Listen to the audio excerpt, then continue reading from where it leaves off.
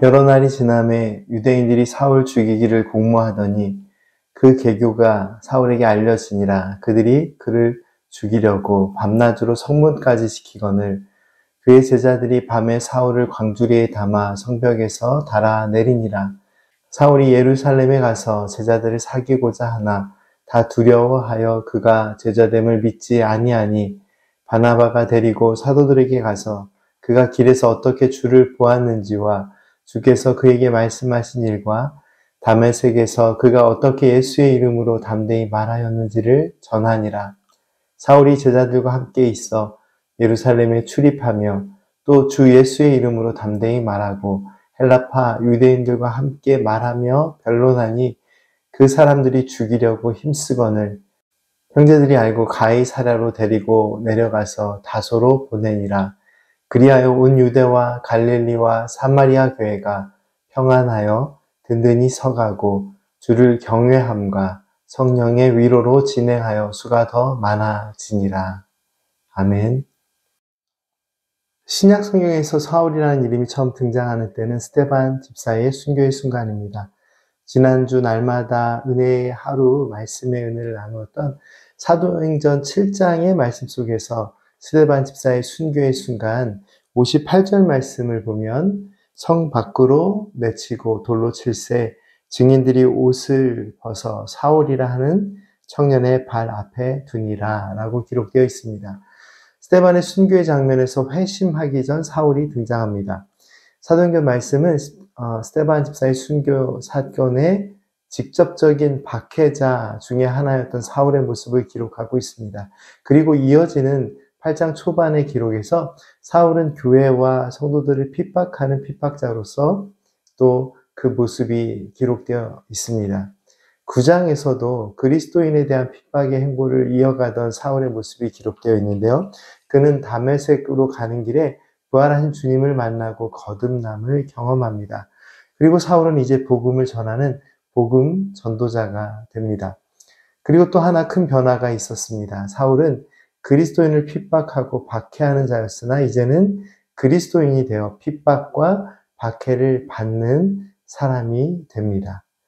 사울이 그리스도를 전하는 전도자의 삶을 살아가면서 유대인들은 사울을 죽이기로 모의를 하였습니다. 사울이 다메섹에서 예수님을 전한다는 정보를 들은 유대인들은 사울을 죽이기로 계획을 세우고 밤낮으로 다메섹 성문을 지키며 사울을 죽일 기회만 노리고 있었습니다. 하지만 사울은 그 계획을 알게 되었고 사울을 따르던 자들이 한밤중에 사울을 광주리에 담아 성 밖으로 피신을 시킵니다.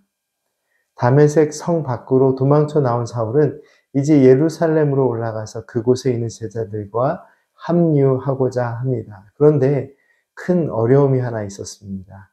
그것이 무엇이냐면 예수님을 믿는 사람들을 핍박했던 사울의 과거 행적을 사람들이 잘 알고 있었기 때문입니다.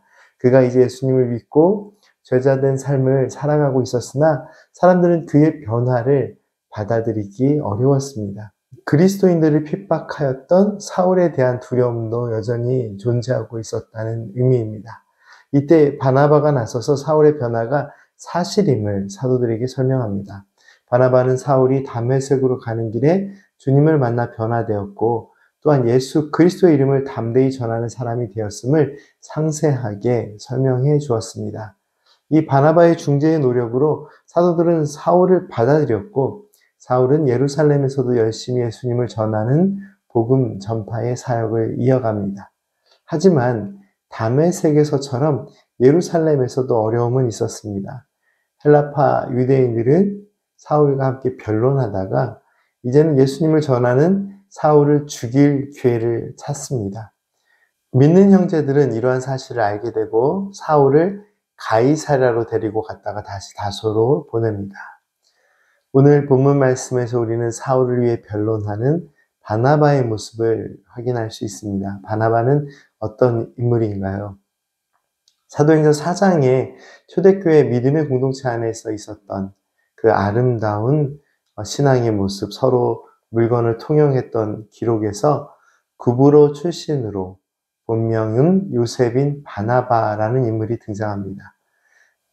바나바는 위로의 아들이라는 뜻이 있는데 사도행전 4장 마지막 절 말씀에서 바나바가 밭이 있었는데 그 밭을 팔아서 그 값을 가지고 사도들의 발 앞에 두었다라는 말씀의 기록이 있습니다.